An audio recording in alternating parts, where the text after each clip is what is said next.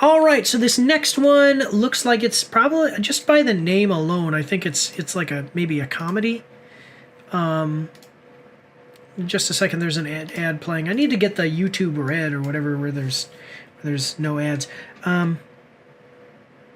Yeah, so let's check it out though, guys. I mean that sounds like a comedy, right? I mean, yeah. Saturday night, yeah, it does sound. Yeah. Oh, don't spoil them. It's okay. Don't spoil the name. It's all good. Yeah, check it out. We are watching the trailer for The Action Pack Needs You. You can support Mike's After Action Reviews on our Patreon for as little as $3 a month.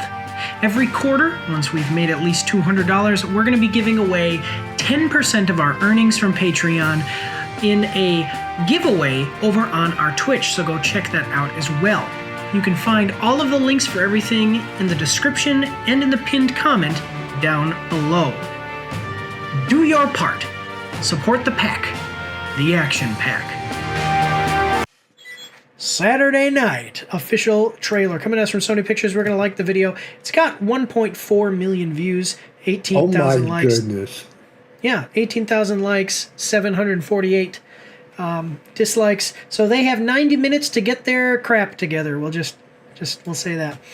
Jason Reitman's hashtag Saturday Night Movie is coming exclusively to theaters October 11th. And at 11:30 on October 11th, 1975, a ferocious troop of young comedians and writers changed television and culture forever. Directed by Jason Reitman and written by those people, Saturday Night is based on the true story of what happened behind the scenes in the 90 minutes leading up to the first broadcast of Saturday Night Live. That's right. When I first had seen this, I was like, oh, it's probably about Saturday Night Live. Full of humor, chaos, and the magic of a revolution that almost wasn't. We count down the minutes in real time until we hear those famous words. All right, cool. Yeah. All right. I don't like Saturday Night Live anymore. When it first started, it was funny. I liked Weekend Update with... I liked some of the Weekend Updates that we get now. I liked Weekend Update with Norm Macdonald. And some of the classic episodes were really, really good. Some of it now is eh. But what are your thoughts?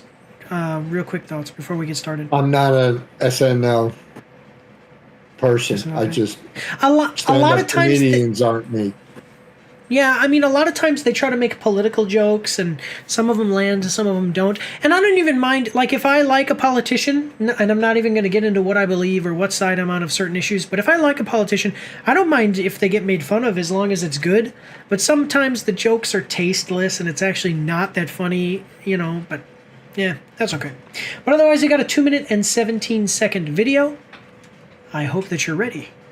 My name is Stephen Russell. My co-writer, Joseph Miles Pittman, and I would like you to imagine a graphic narrative that disrupts the superhero genre's conventional boundaries. Tales of Nihilism unfolds a thought-provoking anthology with diverse story formats from succinct comic strips to multi-saga issues. But at its core, the Ballad of Philip Kirshner explores existential challenges of an ordinary man in a world inundated with superheroes. The anthology challenges prevailing hero worship narratives, diving deep into societal introspection. We invite readers to confront uncomfortable truths about our culture's obsession with saviors and question the prevailing societal structures. The series is not just a comic, but an invitation to contemplate, challenging readers to reassess their perspectives on heroism and societal norms. It's an opportunity to offer audiences a fresh, introspective take on the superhero universe, sparking conversations, reflections on the human condition. You can find the series digitally on Global Comics, or follow the links below to get your own physical issue.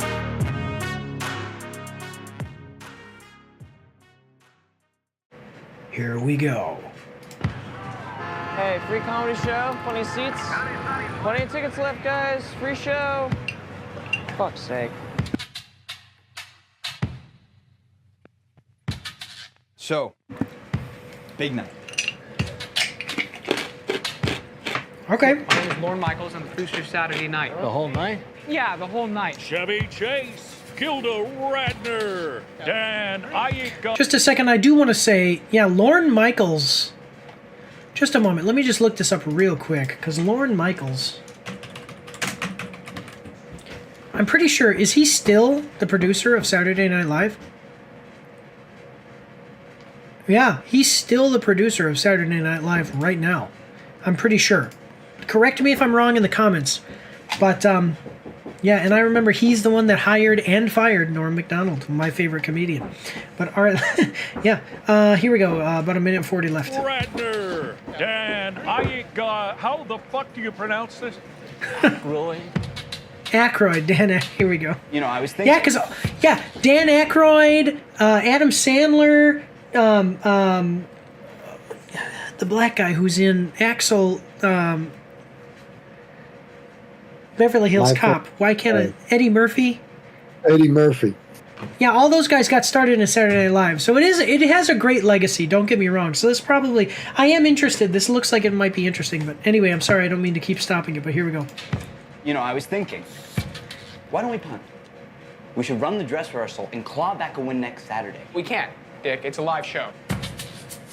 We're just not ready. Doesn't matter that we're ready. It matters that it's 11:30. That's when we go on. Okay. Lauren, all I'm trying to do is give you advice. It's in everyone's best interest, mainly yours. Was that a threat? Look around, Lawrence. You haven't locked the ship. Your crew is in open rebellion. Fuck you! Fuck you! I definitely fuck you. The writers on the 17th floor tied a belt around Big Bird's neck and hung him from my dressing room door. What? So tell me how you fit into this ensemble. Oh, is this an ensemble? Okay, that has to More be... money playing runes of the Tonight Show. NBC is lucky to have something as relevant as this show. Lauren, they don't even want it. That's logical, Dick. That's why they're paying us all to be here. I mean, Lauren, 90 minutes of live television by a group of 20-year-olds who've never made anything. Do you ever stop and wonder why they said yes? A counterculture show starring total... Just a second. I want to point this out to you guys. Who've never Right made here. anything. Do you ever stop and wonder why they said yes? That, I'm pretty sure that is Norm Macdonald. My favorite, absolute favorite comedian ever. Love the guy. That's Norm Macdonald. I'm pretty sure. Because he ran a weekend. I think he was the first to run a Weekend Update. He has some of the greatest jokes. Go check out Norm Macdonald. Have you listened to any of his comedy, Matt? No, sir. So I will tell you, he's very intelligent. He does make inappropriate jokes, but at the same time, like, they're very intelligent jokes. And they're really good. So go check them out, guys. About 45 seconds left. Here we go. A counterculture show starring total unknowns with zero narrative and even less structure. Okay. They want you to fail. We just have to make it to air. It was okay, but they want to meet up at DQ. Am I still in the show? Okay. Jesus Christ. Sorry, tripped over my penis. All right. Okay, yeah. And by the way, Norm Macdonald is a Christian. I'm a Christian. Matt is a Christian. Full disclosure. You know, we try to keep that out of what we talk about as far as, you know, we get into it a little bit, but try to rate things on their merit rather than things that clash with our beliefs here. But yeah, I mean, the idea of writing a show and having all of these skits made on a Tuesday to then do like a 90-minute show, live show with a lot of improvisation and everything on a Saturday is a great idea, and here's where it started. I don't know if so it's about a comedy show. It'll probably have some jokes and be a little bit funny or whatever, but I don't know if this is going to be like a real comedy, like a funny comedy.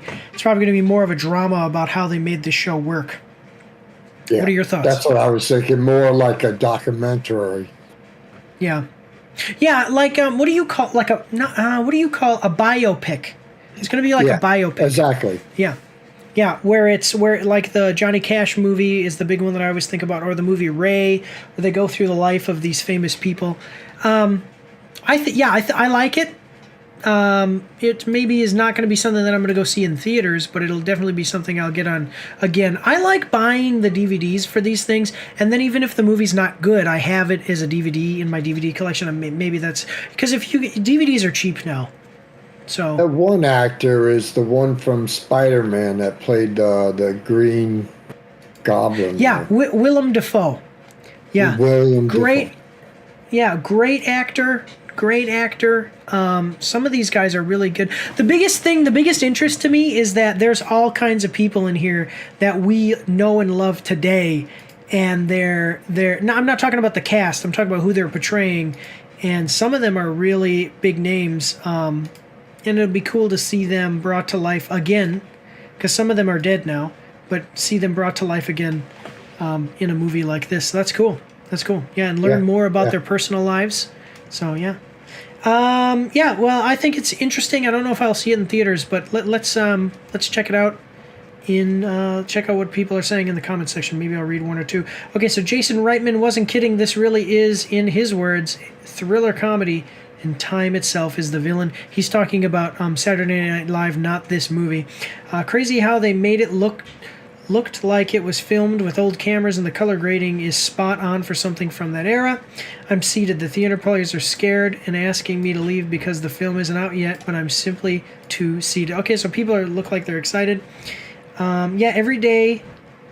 Man, I just kind of skipped it. I didn't realize until now how young they all were back then, Lauren included. They really were a bunch of kids that invented something from scratch and changed history. I kind of can't get over the Chevy Chase casting.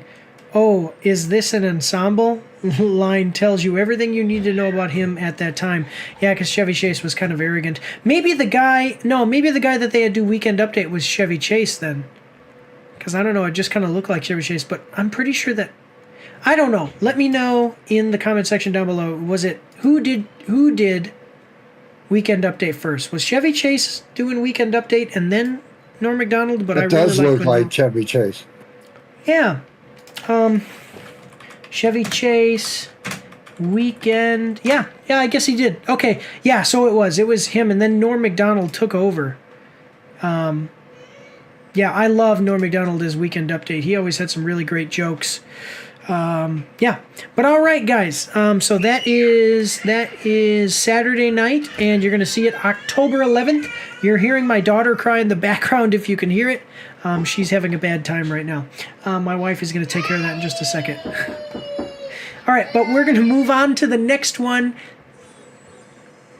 Yeah, we're going to move on to the next one. Here we go.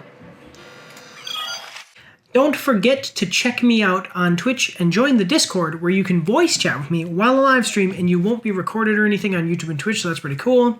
You can also find me on Facebook and Instagram. If you like to read, you can see my after action reports on my blog. And if you are interested, you can get some merch from my spring store. The links for everything are in the description below.